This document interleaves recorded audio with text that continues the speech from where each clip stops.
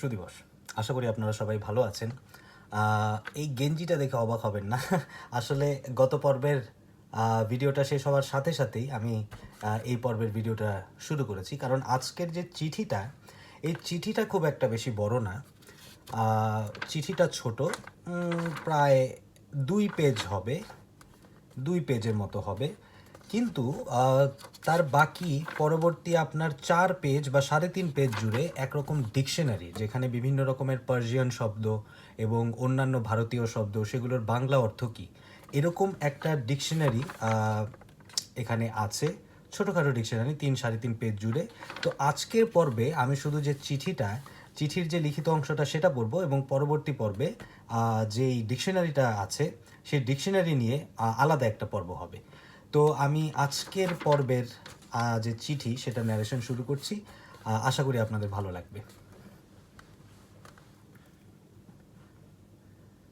East India কোম্পানির বিচিত্র সৈন্য সমাবেশ। আমাদের বাহিনীর যে অংশটাকে আমরা কলকাতা রেখে এসেছিলাম, ওরা বহরমপুরে এসে পৌঁছালো কিছুদিন পর। তখন পুরো ব্রিগেডটাকে দিনাজপুরের উদ্দেশ্যে যাত্রা করার জন্য নির্দেশ দেওয়া হলো। আমরা 1775 সালে সেখানে গিয়ে পৌঁছলাম। বাংলার সেনাবাহিনীতে 3টে ব্রিগেড ছিল যারা লাল রঙের ইউনিফর্ম পরে থাকত।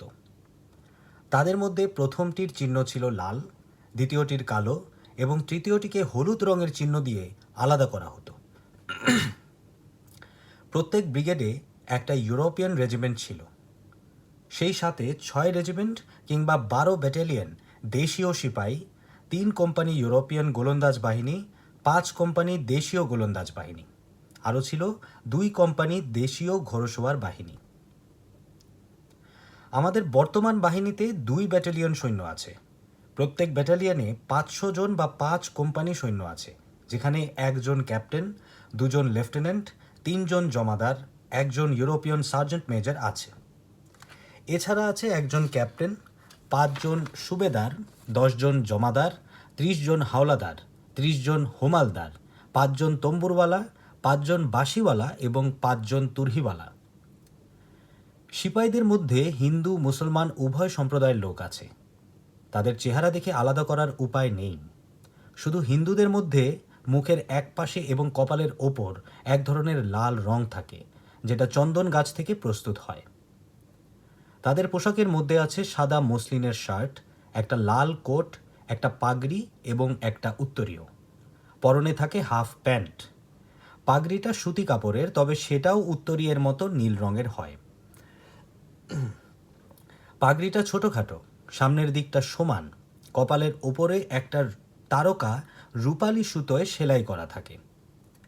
কিছু কিছু পাগড়ি অবশ্য নানা ধরনের সরু ফিতা এবং সুতলি দ্বারা সজ্জিত থাকে।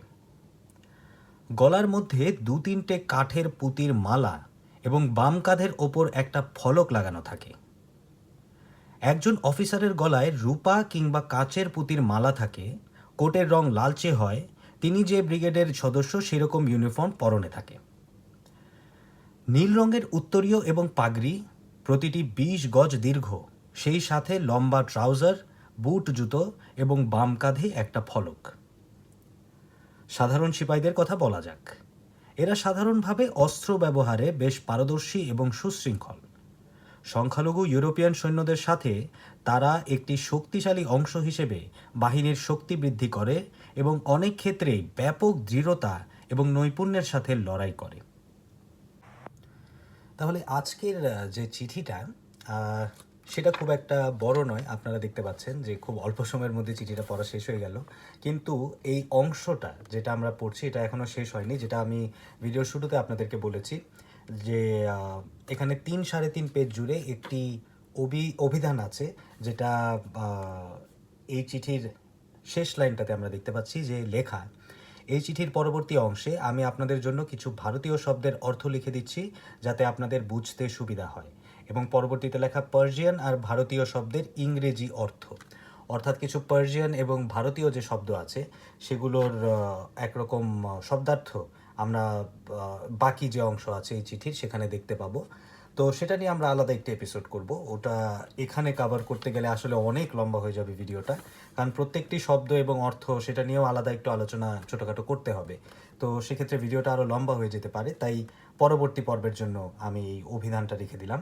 কিন্তু আজকের চিঠিটা এটা নিয়ে আসলে খুব একটা বেশি আলোচনার কিছু আমি দেখছি না, কারণ আমরা দেখতে পাচ্ছি যে এই চিঠিটা মূলত তখনকার যে ইস্ট ইন্ডিয়া কোম্পানির যে সৈন্যবাহিনী তাদের একটা ডিটেইলড ডিসক্রিপশন। এই শব্দটা আমি অনেকবার ব্যবহার করেছি, কারণ এই বইয়ে আমরা অনেক ডিটেইল ডিসক্রিপশন আসলেও পাচ্ছি। মানে তখনকার ইস্ট ইন্ডিয়া কোম্পানি, তখনকার ব্রিটিশ রাজ নিয়ে আমরা অনেক মানে সূক্ষ্ম কিছু ডিটেইল তথ্য পাচ্ছি। তো এখানেও আমরা সেটা দেখতে পাচ্ছি, যেরকম তখনকার ইস্ট ইন্ডিয়া কোম্পানি কীরকম ছিল, হায়ারার্কিটা কীরকম ছিল, এক একটা পজিশন যেটা আর্মির, তাদের ইউনিফর্ম কীরকম ছিল, তাদের প্রতীক কী কী ছিল যার মাধ্যমে তাদেরকে আলাদা করা যেত বা বোঝা যেত যে উনি অফিসার, উনি সেপাই, এটা আলাদা করার কী কী চিহ্ন ছিল সে ব্যাপারে আমরা দেখতে পাচ্ছি। এবং মানে অনেক টার্মস আছে যেগুলো এখন আসলে আমরা খুব একটা বেশি জানি না, বা এখনকার মিলিটারিতে এগুলো এখন আর অস্তিত্ব আছে কি না আমি নিশ্চিত না। যেরকম সুবেদার জমাদার আছে কি না জানি না, 30 জন হাওলাদার, হোমালদার, 5 জন তম্বুরওয়ালা কী জিনিস আমি জানি না। এটা পরবর্তী পর্বে আপনাদেরকে আমি জানাবো, অর্থটা আমি একটু রিসার্চ করে নেব ছোটোখাটো, তারপর আপনাদেরকে জানাবো। বাঁশিওয়ালা এবং তুরহিওয়ালা, এই জিনিস, বাঁশিওয়ালার কাজ কি আমি জানি না। বাঁশিওয়ালা আমি হয়তো হতে পারে যারা সেনাবাহিনীকে অ্যালার্ট করে বা সিগন্যাল দেয় যে আপনাদের এখন ফিল্ডে আসার সময় হয়েছে ইত্যাদি, এরকম কিছু হতে পারে। আমি নিশ্চিত না, আমি এটা নিশ্চিত হয়ে পরবর্তী পর্বে আপনাদের সাথে অবশ্যই শেয়ার করব। এবং একটা খুব সুন্দর কথা যে তখনকার সময় যে হিন্দু মুসলমান উভয়ে মানুষ যে একই সাথে ইস্ট ইন্ডিয়া কোম্পানিতে সৈন্যবাহিনীতে কাজ করতো সেটা আমরা দেখতে পাচ্ছি। এবং তাদেরকে ডিফারেন্সিয়েট করার যে উপায়টা, যে তারা হিন্দুরা কপালে এক রকমের লাল টিকা যেটাকে বলে, এটা বাংলাদেশে আমি খুব কম দেখেছি, ছোট থাকতে দেখতাম। এখনকার হিন্দুরা সম্ভবত খুব একটা বেশি এটা ফলো করে না, অন্তত বাংলাদেশের হিন্দুরা খুব একটা বেশি সম্ভবত ফলো করে না, যার কারণে এটা আমি এই দেশে অন্তত এখন আর খুব একটা দেখতে পাচ্ছি না।